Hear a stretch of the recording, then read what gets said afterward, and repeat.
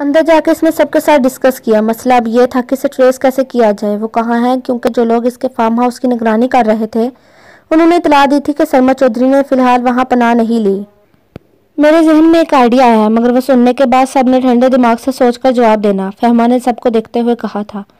बताएं, जरदाद ने कहा। मुझे लगता है मैंने उनसे जानती होगी, क्योंकि अपने दोनों गलत काम वो इसी के तवज्जो से कर रहा है। तो ऐसा करते हैं कि मैं कल वहां वापस जाती हूँ, हो सकता है कि कुछ पता चल जाए। नहीं, अब आप वहां नहीं जाएंगे, जरदाद ने इसकी बात सुनते ही कहा था। उस ठंडे दिमाग से सोचे, वैसे भी मैंने कल वहां जाना तो है ना वापस, इसने जरदाद को याद दिलाया। मगर अब मेरी पोजीशन इनकी नजरों में खुलकर वापस आ गई है और वो आपको भी इसी पराये में देखेंगे, जरदाद ने कतियत से कहा था।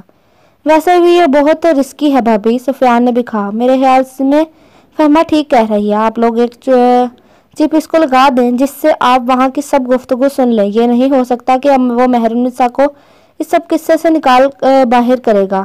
आखिर को अभी इस लड़कियों को स्मगल करने वाला काम इसी से करवाना है। बिल्कुल, फहमा ने कहा। जैसे भी है हम पता करवा लेंगे, मगर ये काम मैं नहीं करना, जरदान ने गुस्सीली नजरों से इसे देखकर कहा था।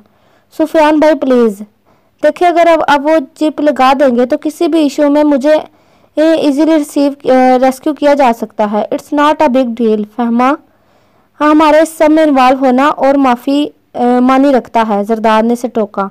क्या पता नहीं चाहिए क्या आप नहीं चाहते कि मैं अपने मुल्क के लिए कुछ करूं? जरदाद सर पकड़कर बैठ गया। बात इसकी ठीक भी लग रही थी, मगर अब कैसे अपनी जिंदगी को ऐसे मुश्किल में डाल देता। मेरे ख्याल में भाभी ठीक कह रही हैं, जब हम ट्रेस आउट कर लेंगे तो इसे पकड़ना मुश्किल नहीं होगा, मगर हमें इसके लिए बहुत अलर्ट रहना होगा। कुछ लोग हम वक्त मैन्यूसा के घर के पहरादारी करेंगे। इसके अलावा हमारी माइक्रोफोन्स भी इनकी नज़रों में नहीं आए, जिससे हम बासानी वहाँ की गुफ्तगू सुन सकते हैं।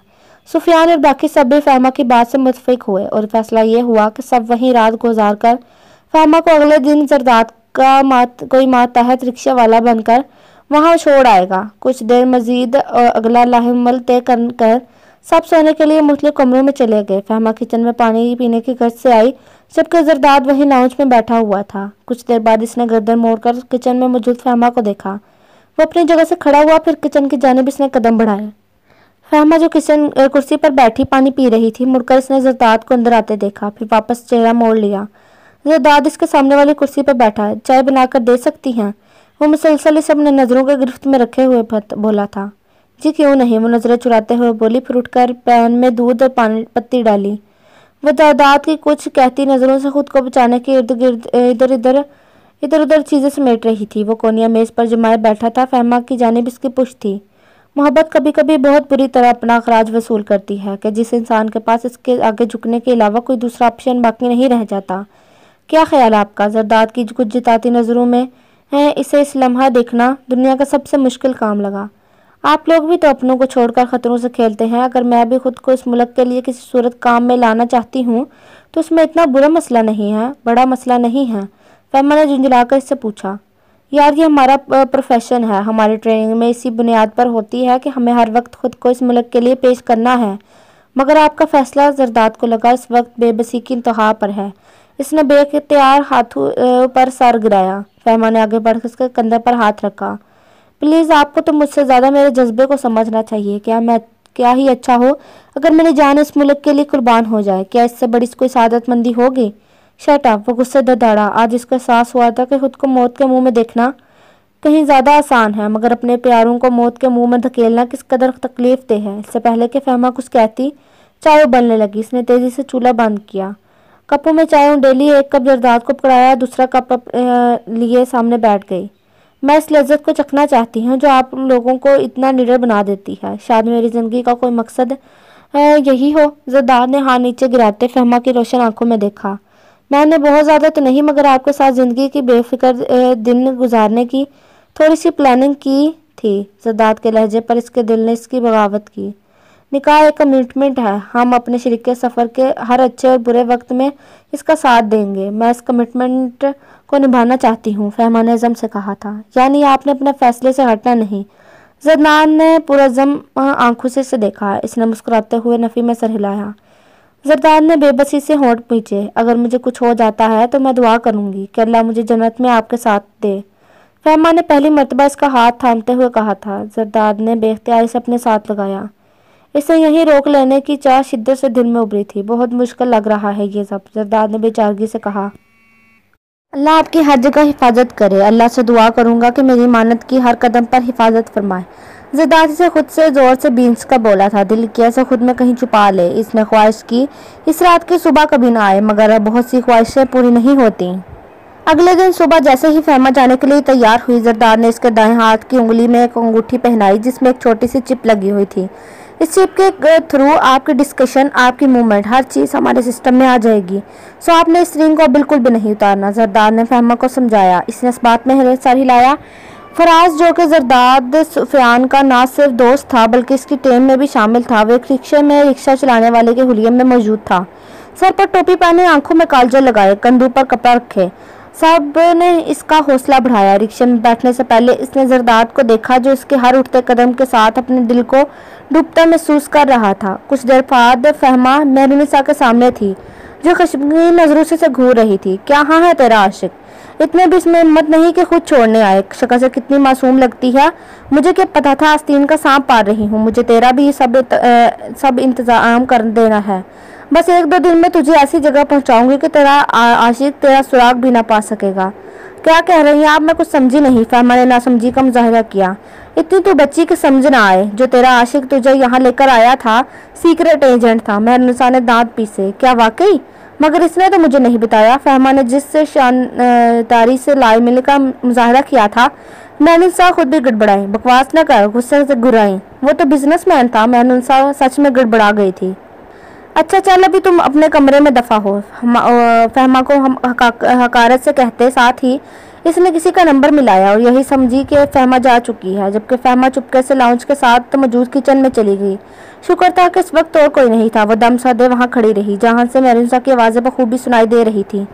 हेलो, हाँ सरकार, वो लड़की, वो लोंडा लेकर आ गया है, वापस आ गई है खुद ही, और इसकी असलियत से बेखबर है। चलें ठीक है, कितने बजे आप आएंगे? सही है। ये कहते साथ ही इसने फ़ोन बंद किया। फहमा किचन की दूसरी जानिब से बाहर निकलने वाले दरवाजे की जानिब तेज़ी से बढ़ते लॉन में निकल आई। कमरे से आते साथ ही फहमा ने अपने हैंड बैग में मौजूद मोबाइल निकाला, जो आते हुए साथ ले आई थी। जरदाद के मैसेजेस थे जिनमें इसकी हैरियत ही पूछी गई थी। इसने सारे मैसेज पढ़कर बारी बारी डिलीट किए। वो जानती थी जरदाद ने मेहरुनिसा से होने वाली सारी गुफ्तगू सुन ली है। जरदाद का लिंक लिखा आ रहा था। दरवाजे को लॉक करके उसने बेड के साथ नीचे बैठकर तकिया मुंह के बिल्कुल पास रखे जल्दी से कॉल मिलाई। हेलो, ठीक हो ना फहमा? जरदाद की पुरतशवीश आवाज़ सुनकर इससे समझ में नहीं आया रोई या खुश हो। अंधे कुएं में वो कूद तो गई थी, मगर इससे निकलने की क्या सूरत होगी वो नहीं जानती थी। निकलेगी भी या नहीं ये भी नहीं जानती थी। मैं ठीक हूँ, आप परेशान ना हो।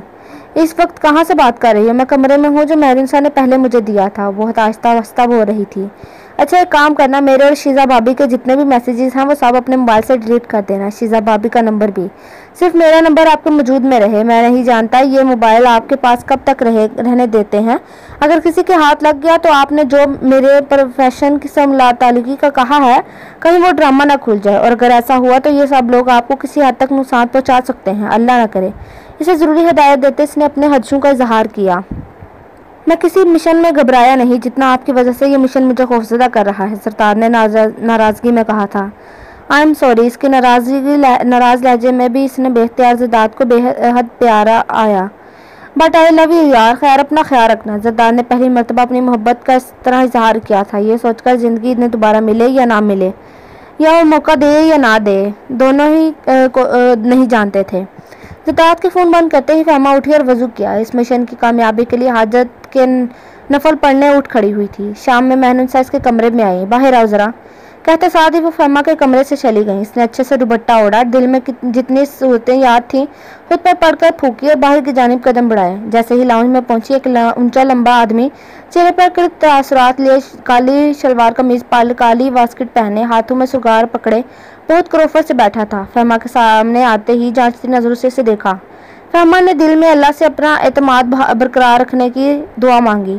तो तुम हो इस हबीस की मंजूर नज़र। फहमा जान गई थी इसने किसको कहा है। दिल तो किया सारा जरदाद को गाली देने वाले का मुंह नोच ले, मगर इस वक्त इसे हर बात बर्दाश्त करनी थी। वह खामोश ही रही। कोई मोबाइल है इसके पास? अभी सच और झूठ का पता चल जाएगा। इसने मेहरुनिसा को मुहत्तब किया। मोबाइल कहाँ है तेरा? कमरे में, इसने मुझसे जवाब दिया। शुक्र था कि वह जरदाद के कहने पर अमल कर चुकी थी। जरदाद की दूरंदेशी को इसने दिल में सुराहा। जा जवाद, इसका मोबाइल लेकर आ। मेहरुनिसा ने जवाद को मुखातिब किया। वो मुअद्दब बना खड़ा था, तेजी से अंदर की जानिब बढ़ा और इतनी देर सरमा चौधरी की चुभती नज़रों को खुद पर महसूस करती रही। जवाद वापस आया और मोबाइल सरमा चौधरी की जानिब बढ़ाया। फहमा ने गलत अक्लमंदी और की थी। जरदाद के कुछ दिन पहले की सब कॉल्स रिकॉर्ड भी डिलीट कर दी थी।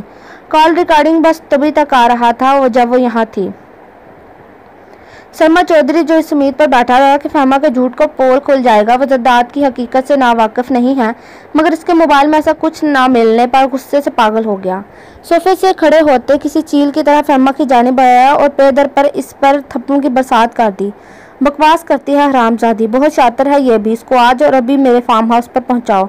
परसों स्मगल होने वाली लड़कियों में ये सबसे पहले होगी। दुबई के गिर्द जब इसकी हड्डियां तक नोच खाएंगे तब मैं देखूंगा कि इसका आशिक क्या हाल होता है। मुझसे पंगा लिया है ना, अब सारी उम्र इसका सुराग नहीं पाएगा, सारी अफसरी निकल जाएगी। आज रात में वहां जाकर जश्न मनाऊंगा और वो गाली रोकेगा। वो वाकई जख्मी शेर की तरह दहाड़ रहा था। फहमा नीचे गिरी, अपने आंसू रोकने की जतन कर रही थी। गाल सनसना से रहे थे, मगर अब अज़म और पुख्ता हो गया था कि शैतान सिर्फ इंसान के खूब डट कर मुकाबला करेगी। जरदाद और उसकी पूरी टीम इस वक्त हेड ऑफिस के कमरे में बैठी चुप की मदद से मेहरुनिसा के घर होने वाली सरमद चौधरी की बकवास सुन रही थी। फहमा का जाना जहां इनके लिए फ़ायदेमंद हुआ था, वहीं इनकी बकवास और फहमा के चेहरे पर पड़ने वाले थप्पड़ों की आवाज़ ने जरदाद के अंदर इश्तियाल बर्पा कर दिया था। हाथ में पकड़े बाल पॉइंट पर गिरफ्त इस कदर मजबूत हुई थी कि वह 2 हिस्सों में टूट गया। सबने टक की आवाज़ पर जरदाद की जानिब देखा, जो बंद मुट्ठियां होंठों पर रखे अपने गुस्से को काबू करने में जतन कर रहा था। नहीं तो दिल कर रहा था सरमद चौधरी को गोलियों से भून डाले, जिसने इसकी ज़िंदगी को अपने इंतकाम का निशाना बनाने का सोचा है। फहमा ने के गालों को हाथ लगाया है। सुफियान ने इसकी कैफियत समझते इसके कंधे पर हाथ रखा। आज रात ही रेड के लिए तैयार हो जाओ। मैं इस सरजमीन को इस शख्स की गंदगी वजूद से पाक कर देना चाहता हूँ। जन्नान ने किसी की भी जानिब देखा, अपना फैसला सुनाया। सबने घड़ी की जानिब देखा जहाँ शाम के 5 बज रहे थे। सब अपना अपना यूनिफॉर्म पहने और कुछ देर बाद मुकम्मल टेबल पर इसके फार्म हाउस का नक्शा मिले। साथ ही वो भी कुर्सी पीछे धकेल कर उठ खड़ा हुआ और तैयार होने चल पड़ा। हेडक्वार्टर में इस रूम की जानिब जरदाद बढ़ा जहां इसका यूनिफॉर्म मौजूद था। पहले इसने वजू किया। इसके उठते ही हर कदम एक अज़म था। वजू करके इसने यूनिफॉर्म पहना, फिर जान नमाज बिछाई, 2 नफल हाजत के पढ़े, सलाम फेर कर जब हाथ उठाए तो इस मुल्क के बाद सबसे पहला ख्याल आया फहमा का, इसकी सजियत का था, जो कुछ देर पहले इसने उठाई थी। अभी तो वो ये भी नहीं जानते थे कि फहमा जरदाद के निकाह में है, नहीं तो न जाने इसका क्या हशर करते। अल्लाह, मैंने अपनी हर फिक्र और परेशानी आपको सुपुर्द की। मेरा हर रिश्ता, मेरी ये जान, मेरी ये हर चीज़ आप पर, आपके महबूब पर कुर्बान। अल्लाह, मेरी ज़िंदगी का मकसद आपने बुराई का खात्मा लिखा है। आज फिर मैं इंसानों का इस्तेसाल करने वाले शैतानों के खिलाफ जंग लड़ने जा रहा हूँ। मुझे कामयाब फरमा। हाँ, हक और बातिल की जंग में मेरी जीत और मदद कीजिएगा। वापस मीटिंग रूम में जब वो पहुंचा, सब ऑलरेडी यूनिफॉर्म्स में तैयार खड़े थे। इस नक्शे पर मुख्तलिफ एरियाज़ को हाईलाइट किया जहां जहां से उन्होंने इस पूरे फार्म हाउस को घेरे में लेना था। सुफियान ने इतनी देर में फहमा वाली चिप को छोटी छोटी डिवाइसेस के साथ अटैच किया, जिनसे हेडफोन की मदद से जरदाद के अलावा 5 लोग और थे जो सारी टीम को लीड कर रहे थे, वहाँ की गुफ्तगू सुन सकें। मोराल्स, जिस वक्त सब तैयारी मुकम्मल होगी, जरदाद ने नारा लगाया। सबके चेहरे पर काली स्याहों के निशान गालों और माथे पर थे। हाय सर, सब यक जुबान बोले। Up to the sky sir. Zardad ने इसके जवाब पर सबको अंगूठा ऊंचे करके थम्स अप का इशारा किया। I need all of you to be determinant on the last breath of your life. इसने सबका मोराल बुलंद किया। पाकिस्तान जिंदाबाद। पूरा मीटिंग रूम इस नारे से गूंज उठा। ये कहते ही जरदाद सबसे आगे दरवाजे की जानिब बढ़ा। इसके पीछे काफिला अपने अज़म लिए इस रात की स्याही को सुबह के उजाले में बदलने चला था। रात में गाड़ी मेहरुनिसा के घर आई। फहमा के हाथों को रस्सियों से बांधा, इसके मुंह पर टेप लगाई और आंखों पर काली बट्टी बांधकर एक गाड़ी में बिठाया। जरदाद के वो बंदे जो मेहरुन शाह के घर की पहरेदारी कर रहे थे, उन्होंने इसे इत्तला दी कि फहमा को फार्म हाउस में ले जाया जा रहा है।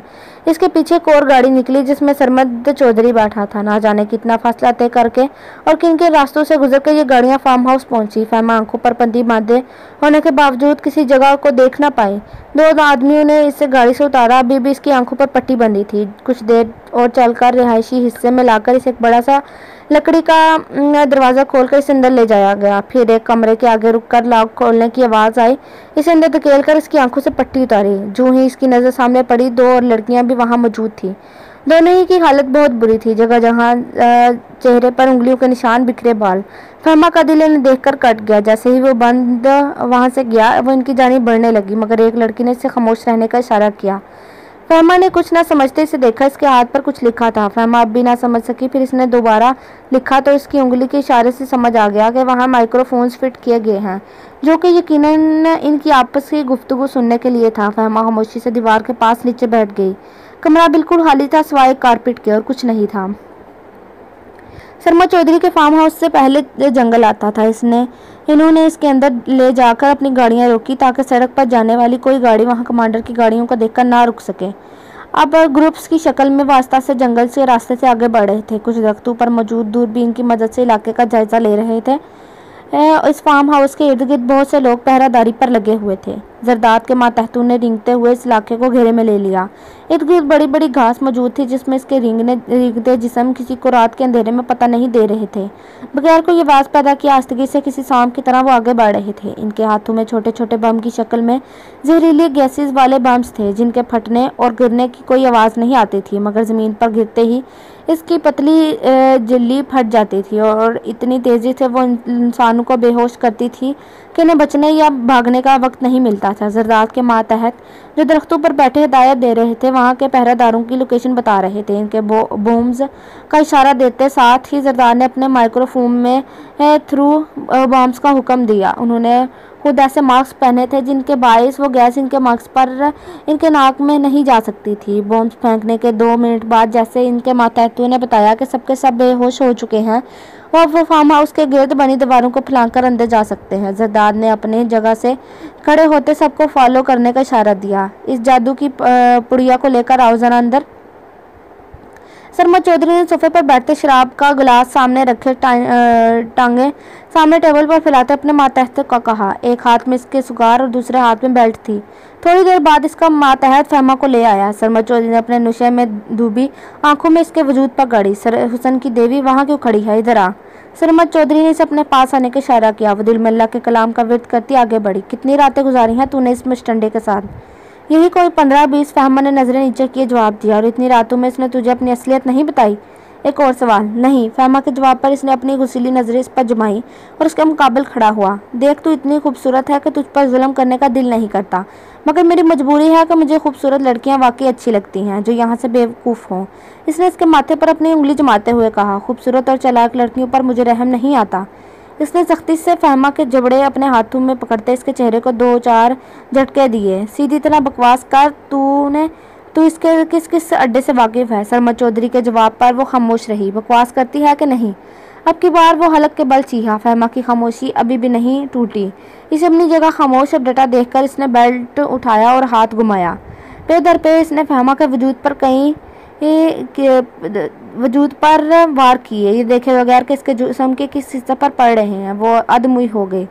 पास आया, इसे सीधा करके इसके चेहरे को फिर सख्ती से पकड़कर झंझोड़ा। इसके मुंह से कराहें निकल गई। अब बता, इसने इसे जारहाना पन से कहा। फहमा ने अपने हवास खोती आंखों को बमुश्किल खोला, इसके चेहरे की जानिब देखा और इसके मुंह पर थूक फेंकी। मुझे जिंदा भी जमीन में गाड़ दोगे फिर भी तुम्हें इसकी खाक तक का पहुंचने नहीं दूंगी। जताती मुस्कुराहट इसके चेहरे पर आई। इससे पहले कि सरमद गुस्से से पागल होता, फहमा को मजीद कोई गजर पहुंचाता, एकदम फायरिंग की आवाज़ के साथ लाउंज की खिड़कियों के शीशे टूटे। हर जानिब से कमांडर अंदर आए। छतों से गड़गड़ की आवाज़ें आ रही थी। इसके मातहतों को अलर्ट होने का टाइम भी नहीं मिल सका। शर्मा चौधरी ने भागने की कोशिश की। तेज़ी से वह सीढ़ियाँ चढ़ने लगा कि ऊपर से आते जरदाद ने इसे अपनी गन के निशाने पर रखा। लड़कियाँ कहाँ हैं सब? इसने गुर्राते हुए शर्मा चौधरी से पूछा। कौन कौन सी लड़कियाँ? जिनको तू बेटियां बनाने के लिए लाया है। मुझे नहीं मालूम। देख, मुझे तो कुछ भी नहीं पता। मैं तो खुद यहाँ बहुत दिनों बाद आया हूँ, वो बोला। इससे पहले कि जरदाद कुछ कहता, सुफियान तेजी से इसकी जानिब बढ़ा। फहमा की हालत बहुत ख़राब है। जरदाद के दिल को किसी ने मुट्ठी में लिया, मगर फ़र्ज़ की अदायगी ज़्यादा मानी रखती थी। तुम इसे यहाँ से सीधा हॉस्पिटल ले जाओ। जरदाद ने नज़र एक पल को भी सरमद चौधरी से नहीं हटाई थी। सुफियान उल्टे कदम भागा। फहमा के वजूद को चादर में लपेटे बाजू में उठाए बाहर की तरफ भागा। सरमद चौधरी के कुछ ना बताने पर जरदाद ने एक गोली इसके दाएं टांग पर मारी थी। इन्हीं कदमों का तुझे गुरूर है ना?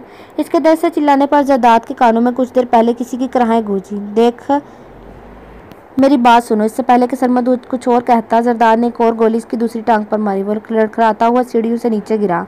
कुछ लड़कियों को जरदाद के माता कमरे से निकाल लाए थे, जिनकी हालत देखकर जरदाद ने गुस्से से सरमद चौधरी को अपने हाथों की गिरफ्त में लेकर इतने जोर से दबाया कि उसकी आंखें बाहर निकल आई। अब अगर तूने इन्हें नहीं बताया तो तेरे जिस्म को इतनी ही मरतबा तेरे सुगार से दागूंगा कि जितनी मरतबा तूने इन लड़कियों पर हाथ उठाया है। इसने अपनी जेब से एक चाबी निकाल दी। सीढ़ियों के नीचे एक तहखाना है, वहाँ हैं सब लड़कियाँ।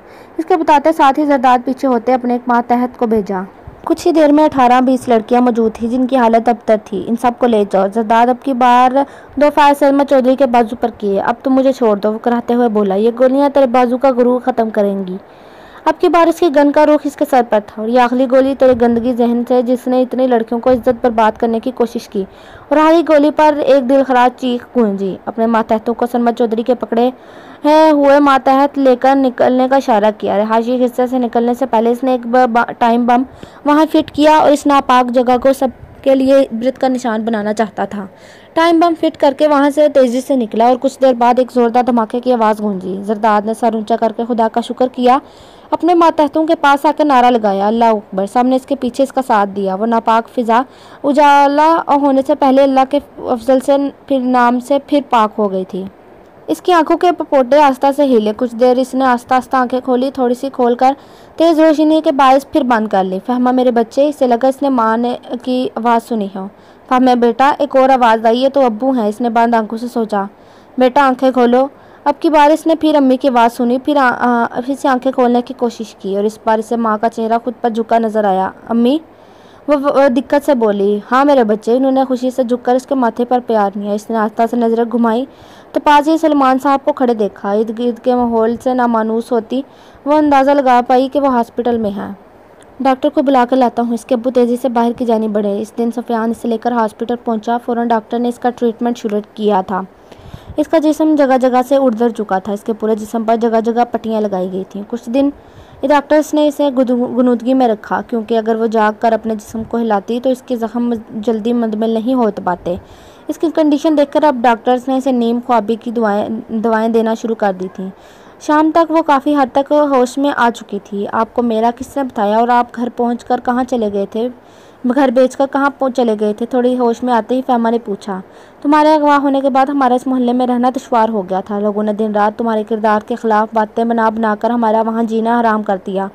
वो घर बेचकर हम एक और जगह किराए पर मकान ले गए। इन्हीं दिनों तुम्हारे अब्बू डिप्रेशन का शिकार होकर बेहद बीमार रहने लगे। कुछ दिन पहले हॉस्पिटल यहाँ आना पड़ा।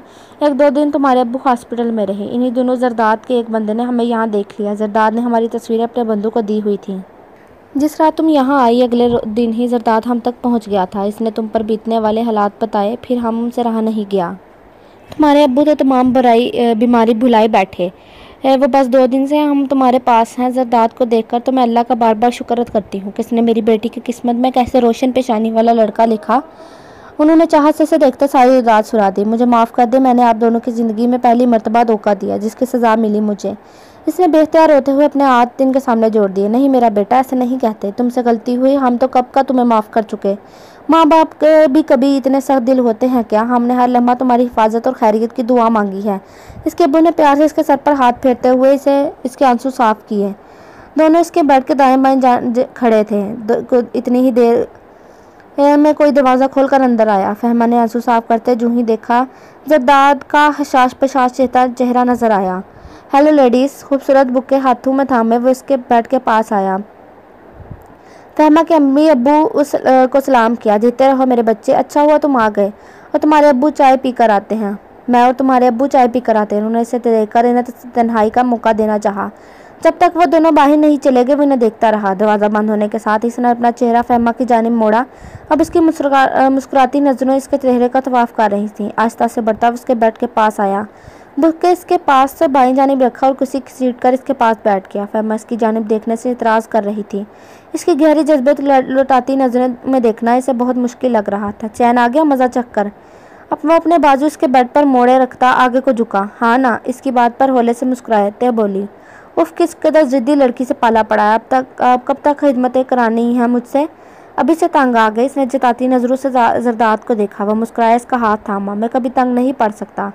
इसकी आंखों ने प्यार से इसके चेहरे को छुआ। हालांकि आप बहुत इरिटेटिंग बीवी साबित होंगी, फिर भी जी मैं जी चांद से तैयार हूँ तंग होने के लिए। जरदाद की बात पर वो पहले मुस्कुरा रही थी, यकदम संजीदा होकर तीखी नज़रों से इसे देखा। कभी जो सही से तारीफ कर दे मेरी, इसने गुस्से से कहा। ठीक है, होकर घर मेरे घर शिफ्ट हो जाओ, दिन रात तारीफें करूँगा। इसकी मानी के इस बात का मफहूम समझते इसके गाल दहके थे। थैंक यू, किस बात के लिए? अम्मी अब्बू को ढूंढने के लिए, मुझे ये मौका देने के लिए कि मैं इनसे माफ़ी मांग सकूं। और अब इसकी बात जारी थी कि जरदाद ने इसके होंठों पर उंगली रखकर इसे खामोश करवा दिया। वो दुल्हन बनी जरदाद के कमरे में इसका इंतज़ार कर रही थी। आज इनके वलीमे की तकरीब थी। फहमा को हॉस्पिटल से डिस्चार्ज करवाकर जरदाद सीधा अपने घर ले आया था। इसने फहमा के अम्मी अब्बू से रिक्वेस्ट की थी कि अब भी इनके साथ रहें। जो कुछ पसोपेश के बाद फहमा और जरदाद के बार बार कहने पर उन्होंने मान ली थी। फहमा के ज़ख्म ठीक होते ही इसके फ्रेंड्स ने मिलकर फहमा के पेरेंट्स से मशवरा करके इनके वलीमे की तकरीब रखती थी। पीच और डल गोल्ड का कॉम्बिनेशन की काम वाली मैक्सी पहने वो बेहद खूबसूरत लग रही थी। सब ने इसकी बेतहाशा तारीफ़ की थी, मगर इसका रूप जिसके लिए सजाया गया था वो सिर्फ असल तारीफ़ इसकी हकदार से सुनने की मुतमन्ना थी। घड़ी के ने रात के 12 बजा दिए, मगर जरदाद अभी तक कमरे में नहीं आया था। अभी वो बेड पर दुल्हनों की तरह बैठी गुस्से से पेचो तब खा रही थी कि जरदाद दरवाज़ा खोलकर उजलत में अंदर दाखिल हुआ। ब्लैक डिनर सूट में वाइट शर्ट के साथ पीच कलर की टाई लगे, फॉर्मल से हुलीम वो बेहद डैशिंग लग रहा था। फंक्शन के दरमियान जब जब वो इसके करीब आया, फहमा का दिल धड़का था। जल्दी से चेंज करें, हमें अभी एक मिशन के लिए जाना है। जरदाद तेजी से ड्रेसिंग रूम की जानिब बढ़ा। कमरे के दरमियान में जहाजी साइड बेड पड़ा था। पूरे कमरे में जगह जगह फूलों के बिक्कर पड़े थे। दीवारों पर विशिंग कार्ड जा बजा थे। कमरे के बाईं जानिब ड्रेसिंग रूम और उसके साथ वॉशरूम का दरवाज़ा मुंसलिक था। कमरे के बाईं जानिब सोफ़ा पड़ा था और एक शीशे का दरवाज़ा पिछले लॉन की जानिब खुलता था। फहमा हैरान हुई थी। जरदाद वापस कमरे में आया। अब डिनर सूट की जगह वाइट टी शर्ट और जीन्स ने ले ली थी। जल्दी करें, हमारे पास टाइम कम है। वैसे भी आपने मुझे असिस्ट करने की ऑफ़र की थी हर मिशन में, और ये मिशन तो आपके बगैर मुकम्मल हो ही नहीं सकता। इसने जॉगर्स पहनते फहमा से कहा। वह उसकी उजलत पर तेज़ी से चेंज करने भागी। थोड़ी देर बाद वो जीन्स और कुर्ता पहने बाहर आई। सर पर दुपट्टा स्कार्फ की तरह लपेटा हुआ था। चले। जरदाद ने एक छोटे से बैग में अपना और फहमा का एक सूट रखा। थोड़ी देर बाद वो दोनों गाड़ी में बैठे एयरपोर्ट की जानिब जा रहे थे। मिशन है कहाँ पर? फहमा जो कब से चुप बैठी थी बिलाकर पूछ बैठी। कराची। जरदाद इसके साथ खामोशी से बैठा बाहर देख रहा था। ड्राइवर इन्हें एयरपोर्ट पर छोड़कर चला गया। कुछ देर बाद वो दोनों जहाज़ में बैठे कराची की जानिब फ्लाई कर गए। थोड़ी देर बाद जब वो कराची एयरपोर्ट उतरे, एक और गाड़ी इनके इंतज़ार में खड़ी थी। फहमा को शदीद बेचैनी हुई। जरदाद तो कुछ ना बताने की कसम खाए हुआ बैठा था। किस चीज़ का मिशन है? किसके खिलाफ है? और क्या हम दोनों ही हैं? हाँ, हार्ड ऑन मेरी तेज़ गम, अभी पता चल जाएगा। जरदाद ने इसे देखते चुप कराया था। थोड़ी देर बाद इसकी गाड़ी बॉक्स वे के पास रुकी। फहमा हैरान हुई मगर कुछ बोली नहीं। जरदाद गाड़ी से उतरकर एक हाथ में इसका हाथ थामे दूसरे हाथ में बैग लिए वहाँ एक हट की जानिब बढ़ा। आखिर ये कौन सा मिशन है? कुछ बता नहीं रहे। हट के अंदर आते लाइट्स ऑन करके जब तक जरदाद ने बैग रखा, फहमा के सब्र का पैमाना लबरेज हो गया। इसने झुंझलाकर पूछा, हमारी ज़िंदगी का मिशन? इसकी झुंझलाहट पर वो जो बैग रखने झुका था मुस्कुराता हुआ इसकी जानिब आया। सीने पर हाथ बांधे इसका खफाफा चेहरा देखा। अब की बार वो इसकी बात पर हैरान हुई। मतलब मेरी ज़िंदगी का मिशन तो अब असिस्ट किए बगैर नहीं हो सकता ना। मुझे सारी ज़िंदगी के लिए आपकी असिस्टेंट चाहिए। इसने प्यार से कहते इसके दुपट्टे के बाल खोलकर इसके कंधे पर रखा। इसके बालों की लिटों को चेहरे पीछे किया जो इसके चेहरे पर बिखरी हुई थी। आपने एक रात मुझे से समंदर की गीली रेत पर मेरे हमकदम चलने की ख्वाहिश की थी। मैंने सोचा मुंह दिखाई का ऐसा तोहफा दूं जो हमेशा आपको याद रहे, जिसके खोने या चोरी होने का कोई खौफ कभी ना हो। ज़रदाद की बेतहाशा मोहब्बत पर इसकी आंखें में आंसू सिमटे। तशक्कर बड़ी नज़रों से इसे देखा। ओह, आज की रात कोई आंसू नहीं। प्लीज़ मेरी नई ज़िंदगी की शुरुआत अपने मुस्कुराते चेहरे से करें, रोती बसोरती शक्ल से नहीं। आज की रात गुजार कर कल सुबह हम वापस चले जाएंगे। सो इस खूबसूरत टाइम में नो उदासी। इसके शरारती अंदाज पर फहमा ने मसनूई गुफ्तगू से इसके कंधे पर मुक्का मारा। ज़रदाद ने हंसते हुए इसे अपना साथ लगाया। फहमा इसे कभी नहीं बता सकती थी कि जिन मजबूत बाजों को थामने ऐसे इसकी ज़िंदगी बदल गई थी। इन बाजों के हिसार ने हमेशा से तहफ़्फ़ुज़ का एहसास बख्शा था। कुछ एहसास सिर्फ महसूस करने के लिए होते हैं, इनके लिए किसी ज़बान की किसी भी लुगत में कोई अल्फाज मिल ही नहीं सकते। आए बाहर बाहर चलते हैं। इसका हाथ थामे वो इसे साहिल की गीली रेत पर ले आया। चांद की रोशनी में ज़रदाद का हाथ थामे इसे लगा वो हवाओं में उड़ रही है। कोई शख्स किसी को इतना प्यारा कैसे हो सकता है। इसे लगा वो इस दुनिया की खुशकिस्मत तरीन लड़की है। महरून सा का क्या बना, फहमा को अचानक याद आया। इसका सारा ग्रोह जेल की सलाहों के पीछे है। ज़रदाद इसका हाथ थामे सर झुका इसके और अपने कदमों के निशान देखता रहा। आपको स्विमिंग आती है? ज़रदाद की शरारती आवाज़ उभरी। जी नहीं, बिल्कुल भी नहीं, और मुझे आपके साथ यहाँ वॉक करने का शौक़ है, इससे आगे और कुछ नहीं। फहमा को इसकी बात से खतरे की बू आई। इसने तेज़ी से कहा, मगर मुझे आती है और मैं बहुत अच्छे से आपको थामे स्विमिंग कर सकता हूँ। ज़रदाद की बात ने इसके वापस की जानिब दौड़ लगानी चाहिए, मगर इसका हाथ ज़रदाद के हाथ में था। इसने इसी तेज़ी से रफ्तार से इसे वापस अपनी जानिब खींचा जिस रफ्तार से इसके भागने की कोशिश की थी। ज़रदाद प्लीज़ नहीं, ये बहुत फजूल हरकत है। इसके सीने से साथ लगे वो मुसलसल इसे इस हरकत से रोक रही थी, जबकि वो इसकी हालत पर मुसलसल मुस्कुरा रहा था। फिर इसे यकदम अपने बाजू में उठाया, झुककर इसके चेहरे पर मोहब्बत की निशानियां छोड़ी। फहमा के साथ ही मुज़ाहमत बंद हो गई। मेरी एडवेंचर की शौकीन बीवी, आई होप ये सबसे मज़े का एडवेंचर लगेगा आपको। इसके साथ इसने पानी में जाते इसके साथ पहली डुबकी लगाई। फहमा की चीखें गूंजी, जबकि ज़रदाद का कहका